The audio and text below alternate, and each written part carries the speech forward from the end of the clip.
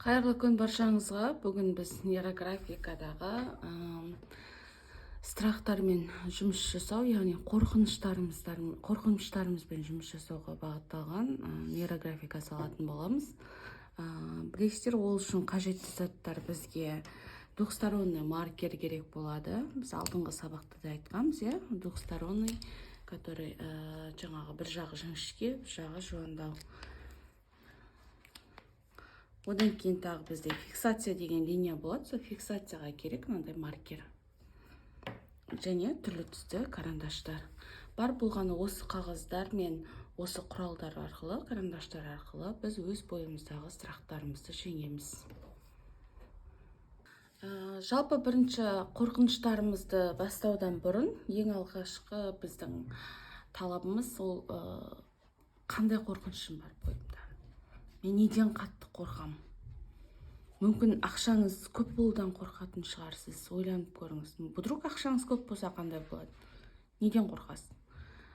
Немесе жалғыз қалудан қорқатын шығарсыз. Мүмкін жаңағы өліп қалудан қорқу деген нәрсе бар. Мысалы, менде ең алғаш осы методикамен танысқан кезде мен өліп қалу, окружениемдегі адамдардың өліп қалуынан деген қорқыныш менде өте қатты басым болған. Себебі жаңағы жастайымнан көп өлім көрдім. Әкем қайтыс болды, ағам қайтыс болды. Алғаш өзім дүниеге перзент әкелген кезімде жаңа өліп қалады деген қатты қорқыныш болған. Сол қорқыныштарымды осы мен нейрографиканың осы қорқыныштарын салу арқылы бойымнан арылталған, өзім меңгерген және өзіме тек қана жетістік әкелген методикамен бүгін бөлісемін. Сондықтан өзіңізге көп сұрақ қойыңыз, неден қорқасыз, неден, жаңағы қандай қорқыныш бойыңызды қатты билейді деген сияқты. Ең алғашқы өзіңіздің 5 қорқынышыңызды бейнелеп алуыңыз керек. Менің мысалға ең алғашқы қорқынышым ол мысалға алғашқы этап бойынша айтайын, қатты бай болып кетуден қорқу деген нәрсе бар. Мысалы, мен өз қорқынышымды қалай бейнелеймін? Дыхательный жаттығу болады. Бұл жерде жаңағы тынышталасыз, дыханияны реттейсіз, тынысыңызды терең демаласыз. Терең демаласыз, страхыңызды ойлайсыз. Сол страхыңызды мына мойын тұсына келтіріп, бір үрлеу арқылы деммен, деп тыныс алып, деген бойда шығарып тастауыңыз қажет. Яғни қағазға шығару. Міне қараңыздар. Қалай болады? Мысалға, қатты бай болып кетуден қорқу, бай болып кетсем, вдруг мені өлтіріп кетуі мүмкін, ұрып кетуі мүмкін деген сияқты бізде генетикалық тұрғыдан берілетін установкаларымыз бар. Сол установкаларымыз жаңағы қорқыныштарымызды қазір салатын боламын. Мен дыхательный жаттығу жасадым. Мен байқасаңыздар, маркердің жуан жағын алдым. Дыхательный жаттығу жасадым, Міне. Мен страхымды, бірінші страх қорқынышымды осылай бейнеледім. Сіздерге тура осылай. Біріншіден тағы бір нәрсені айтып өту керек. Страх деген жаңағы не болмайды. Бір минутте. Страх дегеніміз жаңағы круг болмайды, естеріңізде болсын. Демейсіздер. Страх бұрыш түрде түсу қажет.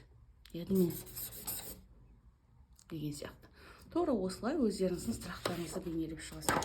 Мысалға, бұл менің ең бірінші страхым, қорқынышым деп айтайықшы қазақша, қорқынышым, бейнелеген қорқынышым, менің енді ақшаға қорқу деген қорқынышым менің енді өзімде емес, қағаз бетінде. Дәл солай өзіміздің 5 қорқынышымызды бейнелеп шығамыз. Енді дәл жалғастыратын болсақ, тағы бір қорқынышты бейнелеуге болады. Міне, екінші қорқынышым. Так, мен үшінші қорқынышым мына жақтан болғанын қалап жатырмын. Сіздің подсознанияңыз, сіздің ойыңыз қай жерге орналастырғысы келеді, өзіңізден сұраңыз. Адам өзі подсознательный ойлағанымен, теласы шын мәнісінде қайда бару керек. Телаға ол біздің қолымыз, мимикамыз, жестеріміз, денес әрекеттеріміз кіреді ғой. Сол денеміздің іс-әрекеті, денеміз қай жаққа қарай барғысы келіп тұр, сонында мән беріп отыруымыз қажет. Тағы да менің бір страхым. Одан кейін тағы бір страхтарыңызды ойлаңыздар.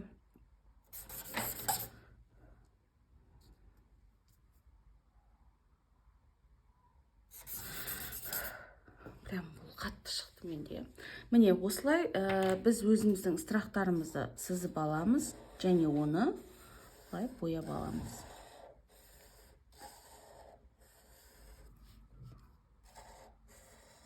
Үстінен бір сыпырап басып шығамыз.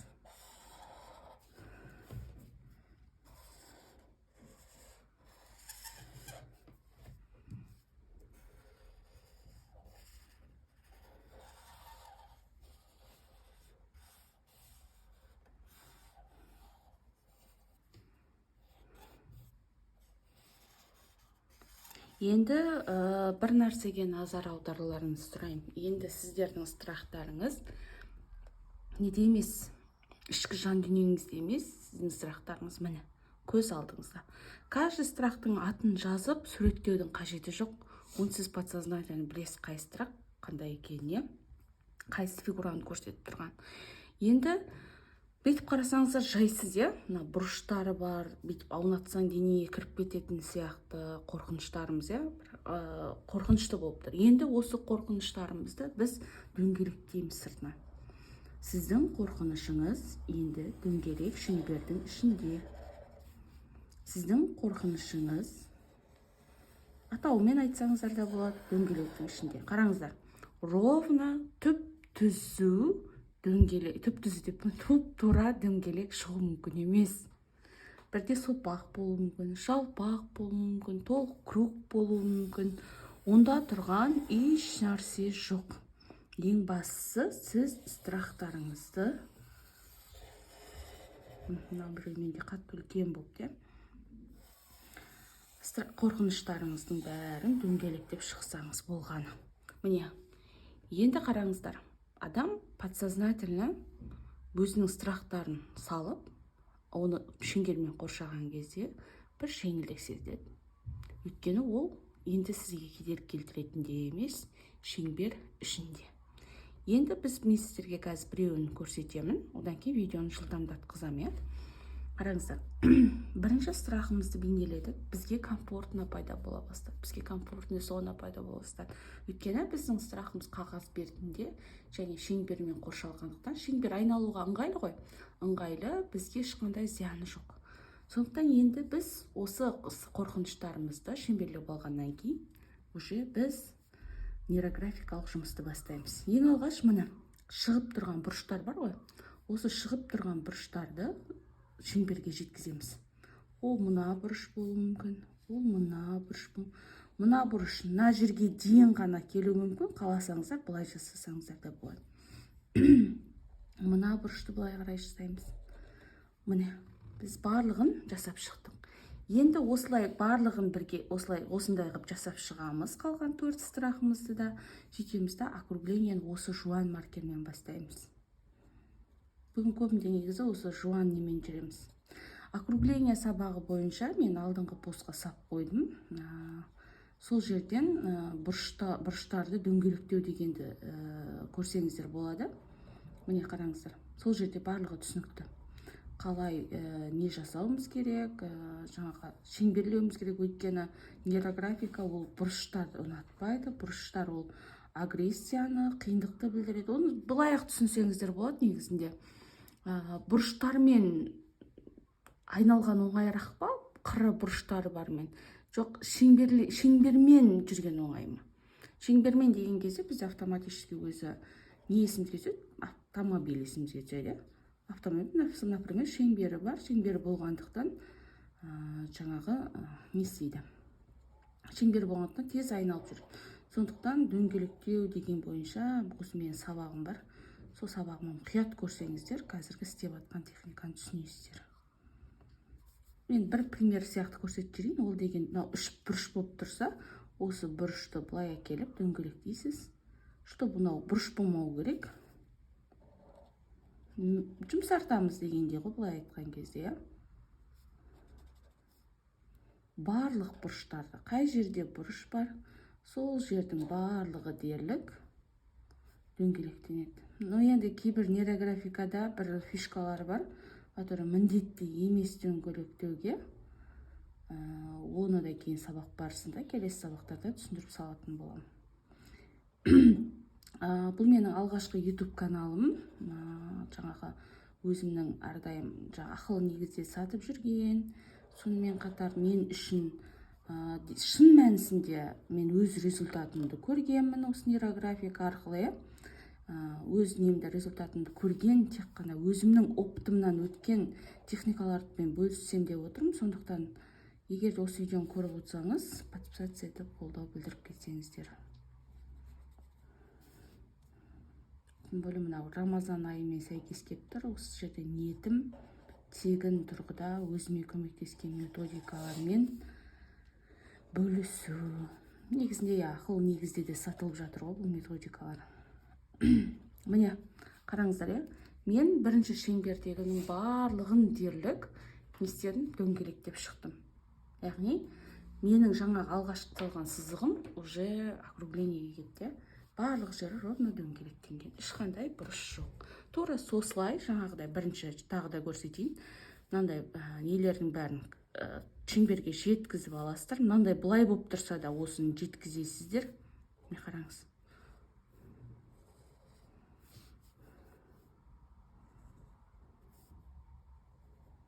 Қалай бұрышы шығып тұрады, сол жердің барлығын келесі бір шеңберге жеткізіп қоямыз. Тура осылай барлығын жасап шығасыздар.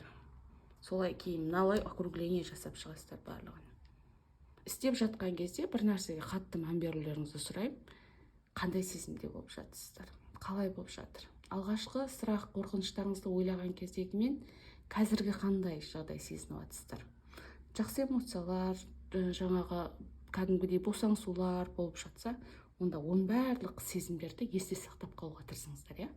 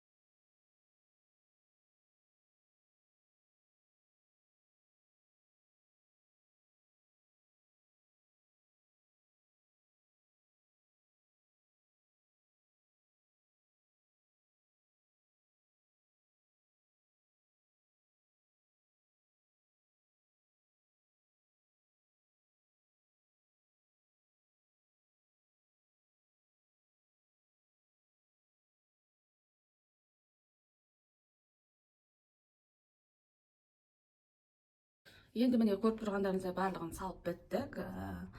Жаңағы округление жасап болдық барлығын. Енді байқап қарасаңыздар, алғашқы салған қорқынышымыздан бір өзгеше бір картинка пайда болған сияқты. Жаңа алдыңғы айтқанымдай, сезінбесеңіз ешнәрсе етпейді. Ешнәрсе сезінбей жатырмын, мен ешнәрсені түсінбей жатырмын десеңіз, значит, ол ешнәрсе етпейді. Главный сіздің қазір салып жатқаныңыздың өзін подсознание қабылдап жатыр. Жаңа видеода байқасаңыздар, мен қолымды қойдым, қайтадан салып алып, қайтадан қойып жаттым. Мен де біраз уақыттан бері уже страхпен жұмыс істемеген едім. Біраз новый страхтарым шығып, еске түсіп, неден қорқамын, не үшін денем қолым салудан қорқып жатыр, кәдімгідей қолым салудан қорқып, қақсап, қайта-қайта қолымды неден алуыма тура келді.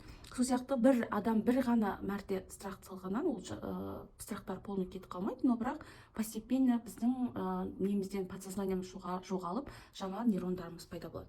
Енді біз картинкамызды салып болдық. Енді байқасаңыздар, мен жіңішке жағын алдым нейрографиканың. Осылай енді мынау іште пайда болды ғой бізде нейрондар, мынаның бәрі нейрон. Алдыңғы сабақты көрсеңіздер түсінесіздер, нейрон. Осы нейрондарымызды біз уже сыртқа нейрографический линиялар арқылы сыртқа шығаратын боламыз. Каждый нейронымызды нейрографический линия арқылы сыртқа шығарамыз.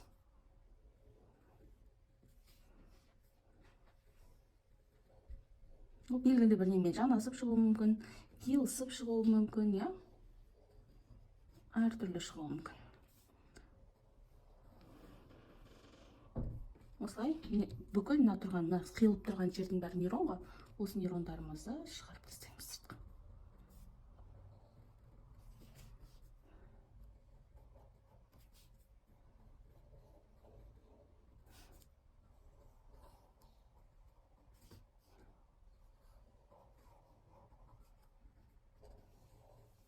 Осы кезде айтып отырыңыздар, мен қандай сезімдемін. Мен ойламаған жерден, ойламаған тұстан өз қорқыныштарымды жеңіп, бақытты және еркін өмір сүремін, иә. Мен ойламаған жерден, ойламаған тұстан, иә, белгілі бір линияның үстінен жүріп өтуі де мүмкін. Қорқыныштарымды шығарып, бақытты ғұмыр кешемін. Жан-жаққа қарай тарқатамыз. Бүкіл қорқынышымызды жіберіп жатырмыз, иә, вселенныйға тарқатып жатырмыз. Оның қорқыныштың барлығы біздің бойымызда жүріп, немесе біздің бойымызда өмір бақи өмір сүруіне ешқандай құқы жоқ. Қорқыныштарымыз өз жолымен, келесі бір ненікінде алсаңыздар болады, өз жолымен осылай сыртқа шығып жатыр. Уже байқап қарасаңыздар, біздің картинкамызда басқаша көрініс ала бастады.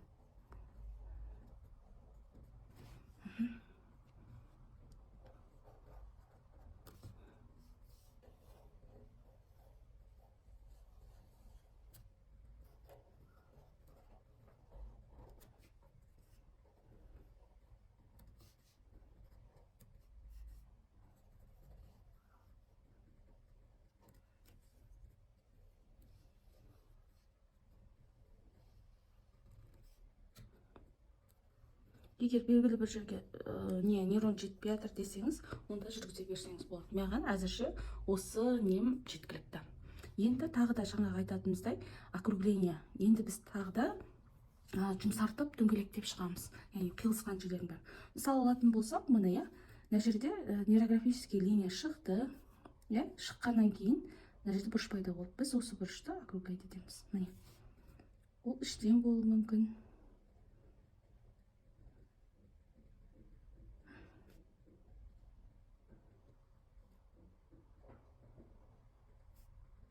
Қараңыздар, жаңа мына жер бұрыш. Енді бір мысал тағы қараңыздар, мына жерде бұрыштар міне сыртта да бар, іште бар, иә, міне. Мынаның бәрі бұрыш, қиылысқанның бәрі бұрыш болып тұр. Осы жерде қазір соңында бір көресіздер. Қараңыздар. Жұмсартып жатырмын уже. Осы кезде қатты мән беріңіздер. Жаңа мен қолым қатты қақсап жатыр деп едім ғой. Уже қазір кәдімгідей қолым басылып қақсағаны. Өйткені қарасаңыздар, уже біздің сұрақтарымыз басқаша бейне ала бастағаннан кейін адам бойындағы сұрақтары да уже тарқай бастайды. Сондықтан нейрографиканың өте пайдасы көп. Кейде өзім осы методика болмағанда, Алла тағала маған осыны жібермегенде, мен білмеймін қазіргі өмірім қандай болар еді. Қазіргідей мен студенттерге білім беріп, осылай жүре алмедім деп кейде ойлаймын.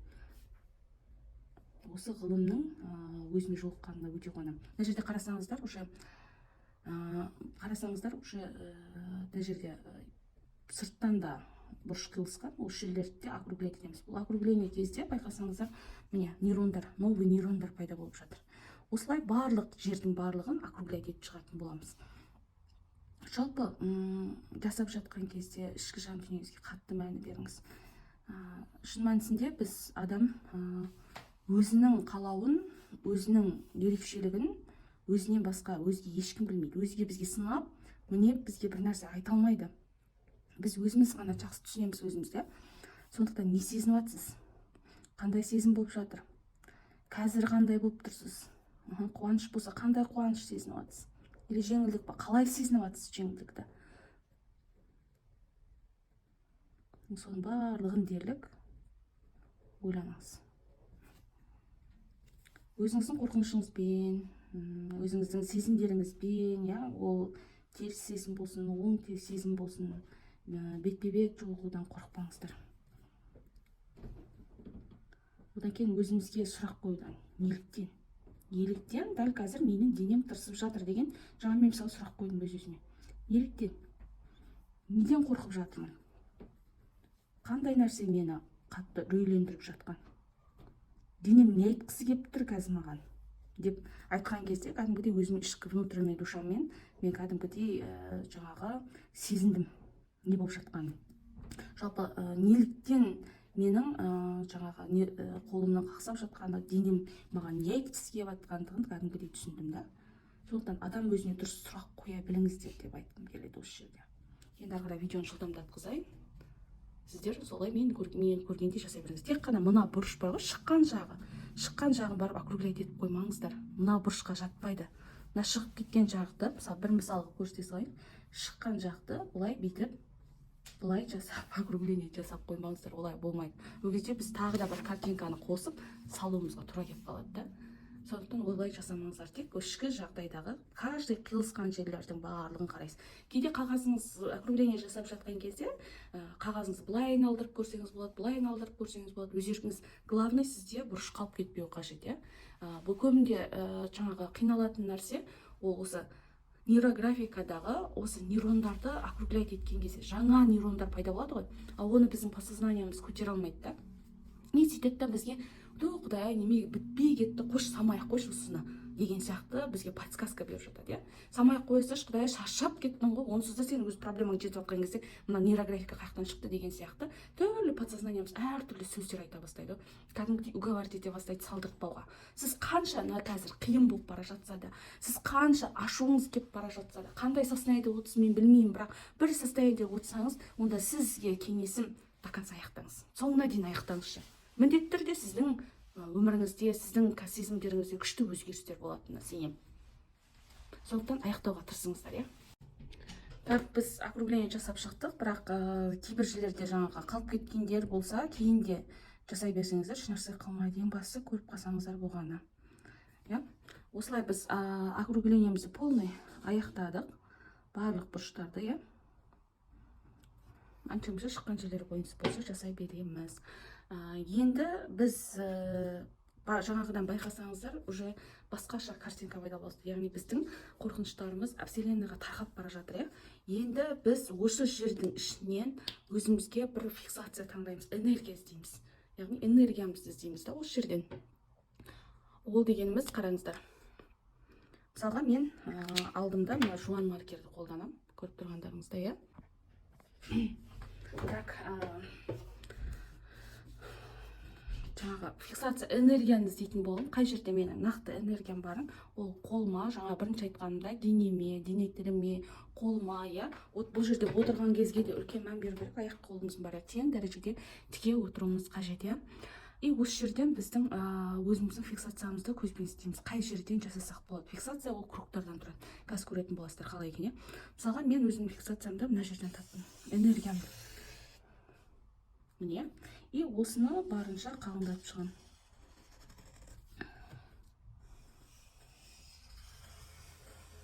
Бұл фиксация менің ерекше үлкен болып көрініп тұру қажет.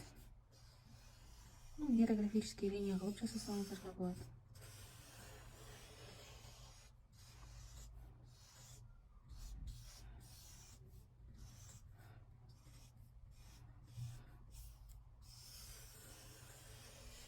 Міне, менің өзімнің энергия көзімді таптым. Енді бұның да тоже самый жаңағы округлять етіп шығамыз. Шет жағында қиылысқан жерлерді дөңгелектейміз, иә.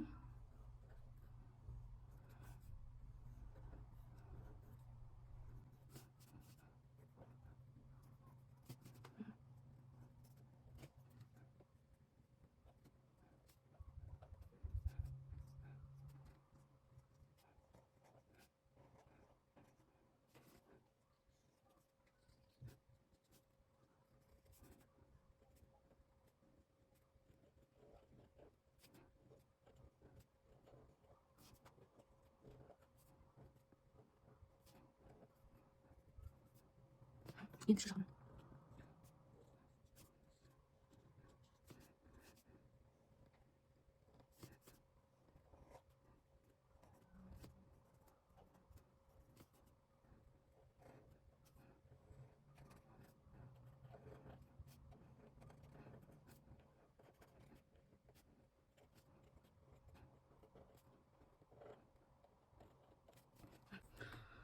Енді міне фиксациямызды жасап шықтық. Енді біз жаңағы байқасаңыздар, біз жан жаққа қарай тарқаттық қой нейрографический линияны.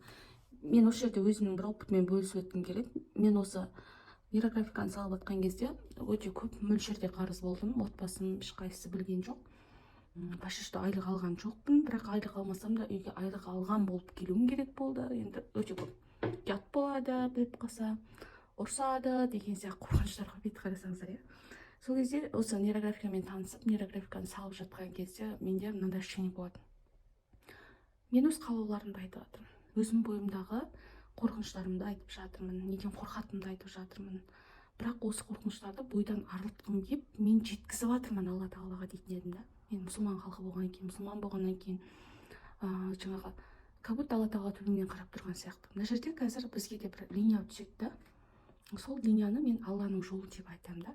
Алла жолы, мен Аллаға жіберіп жатырмын сол жол арқылы деп. Өзімнің қалайтынымды, неден арылып, не болғанын қалайтынымды, өмірімде кімдер нелер болу керектігін мен Алла тағалаға айттым, жеткіздім. Маған ұнамайтын жағымды айттым, ұнайтын жағымды айттым.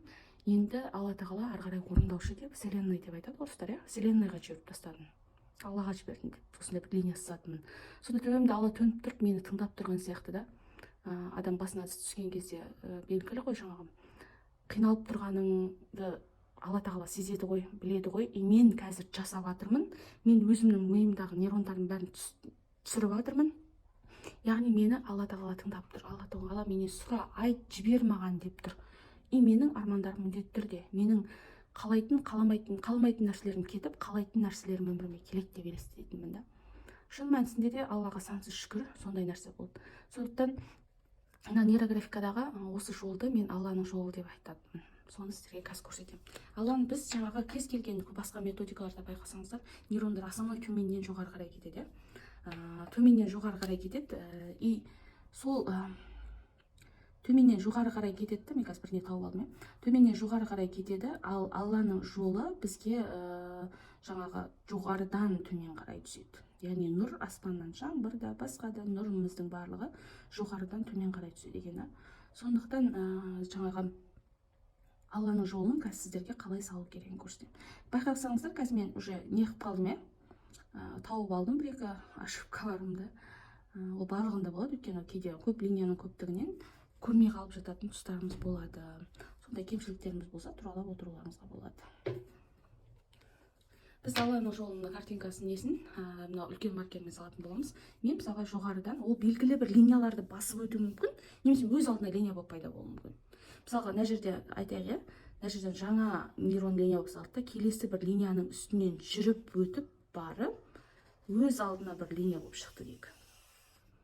Мына біздің Аллаға жіберіп жатқан линиямыз. Ол өте қалың болу қажет, өте қатты кәдімгі картинкамыздан көрініп тұратындай қалыңдықта болу қажет.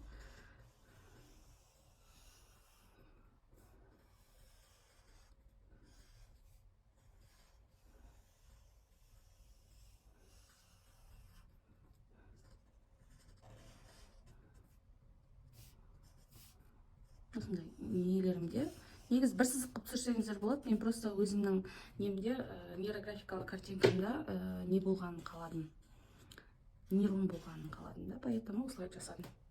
Бұл бір рет болуы мүмкін, немесе үш санға дейін Алланың жолын түсіруіміз де болады, яғни барынша вселенныйға жіберу үшін. Мысалы, мен көбінде осылай біреуді әкеліп, біреуден тарқатамын. Яғни жаратушы Аллам біреуді, и содан нұры, менің өміріме нұры шашылады деп осылай жасаймын. Басқалай жасай берсеңіздер де болады, үш линияны бөлек-бөлек түсірсеңіз де болады. Ол маңызды осындай емес, просто менде осындай ощущение да, что Алла тағаланың нұры маған осылай шашылады. Үш неге шейін түсіруге болады. Құрметті достар, егер көріп отырсаңыздар, тағы да айтамын, жасап жатсаңыздар, подписаться етіп, лайк басуды ұмытпаңыздар. Енді қараңыздар, мен вселенныйға үш линиямды осылай жібердім. Жаңағы байқап қарасаңыздар, жаңағы біздің уже қорқыныштарымыз сейіліп, мүлдем басқа нәрселер пайда болып жатыр. Енді то же самый, бұл жерде қиып өткен жерлерде бұрыш пайда болған болса, соларды округление жасап шығамыз.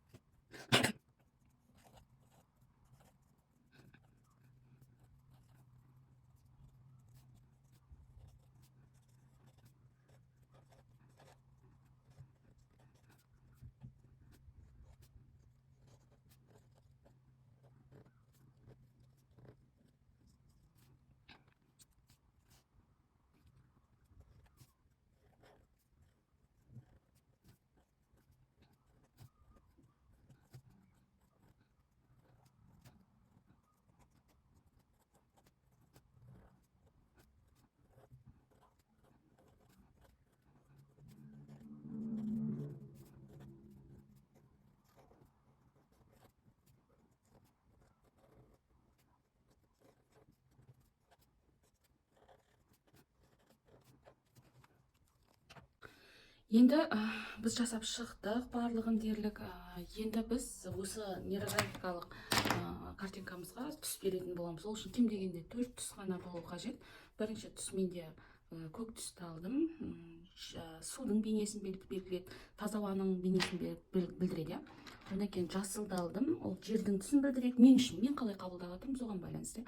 Мысалға, мынандай розовый түс алғым келді. Бұл гүлденген әлемді білдіреді, иә. Жасыл түс алдым. Енді мынандай түс алғым келді. Осы 4 түсті мен қазір нейрографикалық картинканы бояуға қолданамын. Я 4 түстен артық қолдану қажет жоқ, себебі карта болып кетеді. 3 немесе 4 түс қолданған дұрыс. Ең бірінші мен осы көктен бастағым келді. Көкті осы менің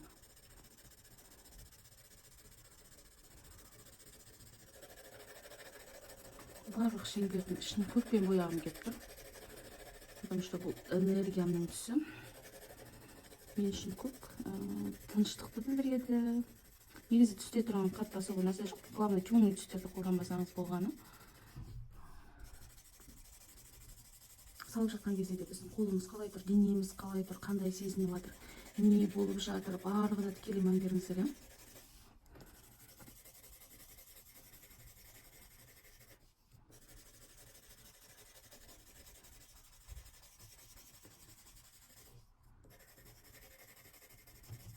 Қолыңыз ауырып жатыр ма, қақсап жатыр ма, денеңіздің бір жерінің мазасы қашып жатыр ма, соның бәріне мән беріп отырыңыз.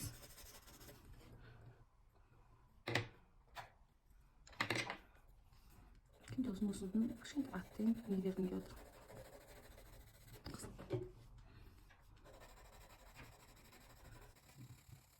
Негізі бояп шыққан кезде неге мән беріңіздер? Түсте бояуға келесіз, қандай сезімдер жатыр бойымызда?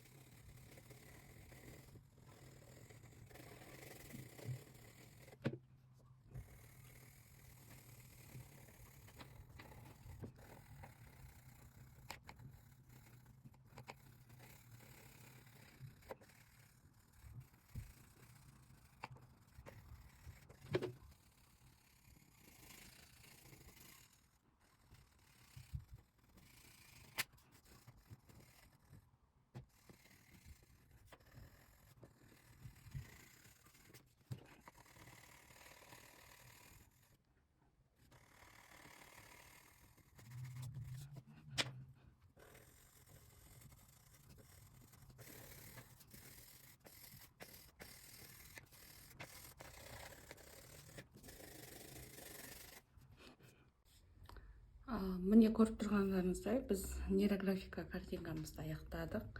Бүгінгі салған суреттеріміз, яғни қорқыныштарымыз бүгін кішігірім болса да арылып, денеңізде жеңілдік сезініп жатсаңыздар өте қуаныштымын. Нейрографиканы тағы да айтамын, салу үшін алдыңғы видеоларды көріп, округление, вообще нейронный линия не деген сияқты вопростарға бірінші жауап алып барып, салуларыңызды сұраймын. Егер осы сабағымыз ұнаса, лайк басып комментарий қалдырыңыздар. Барлық комментарийға тікелей өзім жауап беретін боламын. Рахмет, сау болыңыздар.